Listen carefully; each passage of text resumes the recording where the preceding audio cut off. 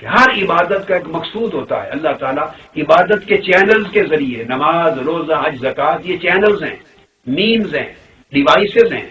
ان devices, ان channels, ان مین کے ذریعے اللہ تعالیٰ آپ کو کسی ایک منزل پہ پہنچانا چاہتا ہے، آپ کو ایک کردار دینا چاہتا ہے، آپ کی شخصیتوں کو ایک خاص ساخت دینا چاہتا ہے، ایک خاص سانچے میں ڈالنا چاہتا ہے، اور اس کے لیے یہ عبادتیں مقرر فرمائی ہیں. اور وہ سانچہ انسانی شخصیت کا کیا ہے؟ وہ سانچہ یہ ہے کہ انسان دکھ انسانیت کے لیے بےخواہ بن جائے، فیض رساں بن جائے، نفع بخش بن جائے.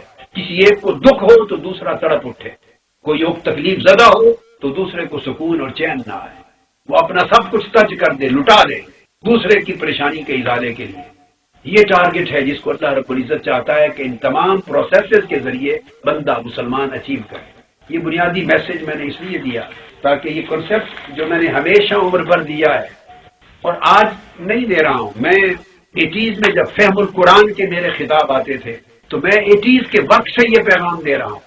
میرا مین ایمفسس اس پورے میسج پہ رہا ہے. ایسے بہت سے مواقع آئے ہیں جہاں آپ کے ایمان کا امتحان ہوتا ہے، اور ان میں سے آج ایک ایسا موقع ہے جو غالباً اپنی پاکستان کی تاریخ میں جداگانہ نوعیت کا ہے، سب سے بڑھ کر پریشان کن، اذیت ناک، اور ہر روح کو دکھ پہنچانے والا ہے. ہر کوئی غمناک ہے. پوری پاکستانی قوم بے گھر ہو گئے سیلاب کے نتیجے. پھر اندازہ کریں ان کے گھر بسمار ہو گئے، ان کی فصلیں ختم ہو گئیں، ان کے کاروبار لٹ گئے، دکانیں مٹ گئیں، اور پھر ان کے مویشی اور جانور بہ گئے. اب نہ ان کے پاس بچوں کے سکول ہیں، نہ رہنے کے گھر ہیں، نہ کھانے کا سامان ہے، نہ کل کو کمانے کا ذریعہ ہے. اور پھر اس کے جو نتائج بعد ازاں پیدا ہوں گے پوری قوم پر، وہ آفٹر ایفیکٹس، وہ پھر تصور سے باہر ہے. لہذا اس وقت ایک ایسی نیکی اور ایسی عبادت کرنے کا وقت آ گیا ہے جس کا جگہ جگہ قرآن مجید میں حکم ہے، جو ساری عبادتوں اور ساری نیکیوں کے اوپر ہے اور سب عبادتوں کی روح ہے.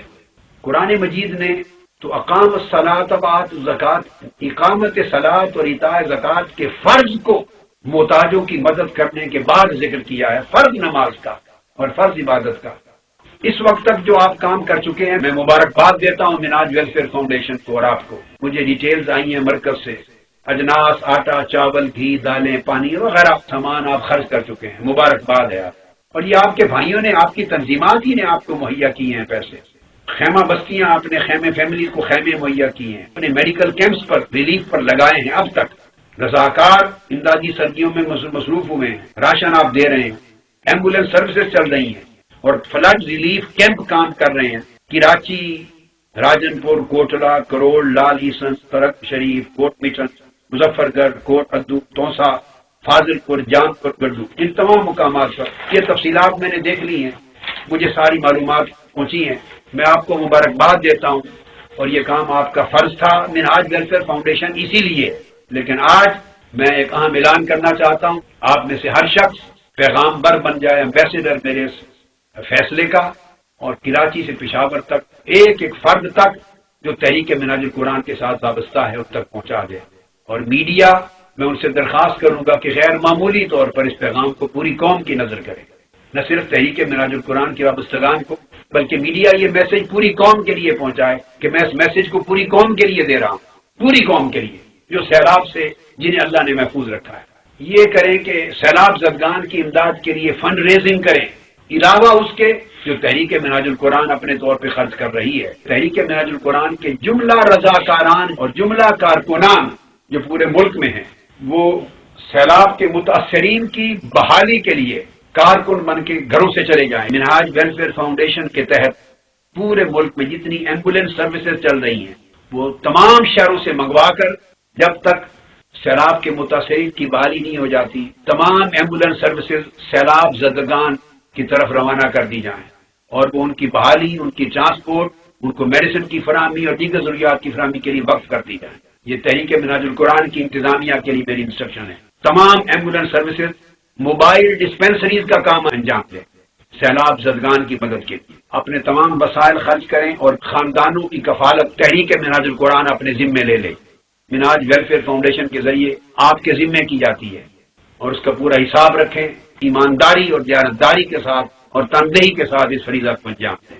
اس سلسلے میں کثیر تعداد میں خیمہ بستیوں کا قیام عمل میں لایا جائے، کثیر تعداد میں خیمہ بستیاں جہاں تک ممکن ہو سکے۔ منہاج ویلفیئر فاؤنڈیشن اور تحریک منہاج القرآن فوری طور پر ڈاکٹرز کو انگیج کرے، اپنے جو آپ کے منہاج یوتھ لیگ کے اور مصطفی اسٹوڈنٹس موومنٹ کے اور 30 سال کے عرصے میں جتنے وابستگان ڈاکٹرز تھے، انجینئرز تھے، پیرامیڈیکل اسٹاف تھا، الیکٹریشین تھے، پلمبرز تھے، ان تمام کو آپ کی الگ الگ ان کے فورمز بنے ہوئے ہیں، آپ کے رابطے ہیں، ریکارڈ پر ہیں، ان ساروں کو بلا کر ان کی پیشہ وارانہ خدمات حاصل کریں اور ایک بہت لمبی ٹیم بنا لیں اور 10 12 15 دن کے لیے فار ایگزامپل ایک ٹیم جائے، پھر اگلے 15 دن کے لیے دوسری ٹیم جائے، پھر اگلے 15 دن کے لیے تیسری ٹیمیں جائیں، تو پورے ملک کے جو متاثرہ علاقے ہیں وہاں doctors, paramedical staff, electrician, plumber, معمار، جو کچھ بھی ہمارے پاس جو پروفیشنلز ہیں جن کے پاس سکلز ہیں ان کی ٹیمیں بنا کے روانہ کر دیا جائے تاکہ پیشہ وارانہ خدمات کے ذریعے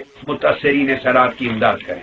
اور قوم کے جو جوان لوگ ہیں، مخیر لوگ ہیں، وہ اسی طرح جیسے میں نے عرض کیا وہ زیادہ سے زیادہ خرچ کریں اس پر اور جائیں، ان کی دلجوئی کریں، ان کے دکھوں کا مداوع کریں اور ان کے شانہ بشانہ کھڑے ہوں اور انہیں احساس دلائیں کہ دکھ کی اس مصیبت کی اس گھڑی میں تو آپ تنہا نہیں ہیں۔ اللہ رب العزت اس پوری قوم کی مدد کرے اور اس بہت بڑی پریشانی سے ملک اور قوم کو نجات عطا کرے۔ اور آپ اس عزم سے جب آپ یہ سفر شروع کریں گے اللہ آپ کو دنیا اور آخرت کی کثیر نعمتیں عطا کرے۔ والسلام علیکم ورحمۃ اللہ وبرکاتہ۔